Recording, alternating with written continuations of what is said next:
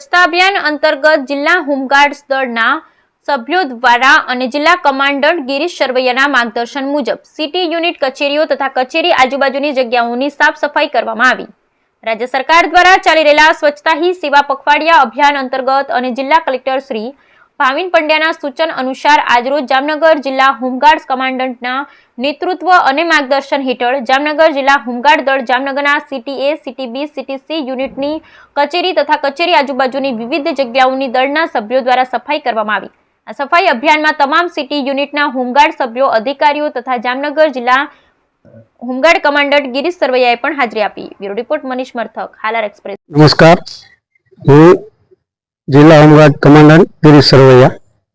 સરકારશ્રીના સ્વચ્છતા હી સેવા ના અભિયાન હેઠળ જામનગરના સમાહર્તા શ્રીના સૂચન મુજબ જામનગર જિલ્લાના દરેક હોમગાર્ડ યુનિટમાં સ્વચ્છતાનો કાર્યક્રમ રોજબરોજનો ગોઠવવામાં આવે છે।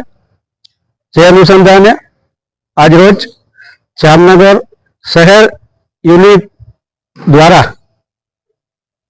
લાલ બંગલાની અંદર શહેર યુનિટ કચેરીની આસપાસનો વિસ્તાર, નામદાર સમાહર્તાના રહેણાંકની પાછળનો વિસ્તાર, ફેમિલી કોર્ટની આસપાસનો વિસ્તાર, આ તમામ જગ્યાએ શહેર યુનિટના હોમગાર્ડ સભ્યો દ્વારા સ્વચ્છતા અભિયાન હાથ ધરવામાં આવેલ હતું।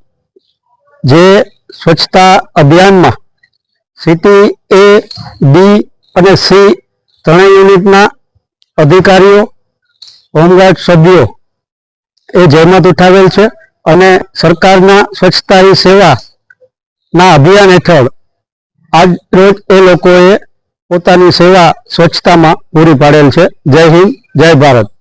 જિલ્લામાં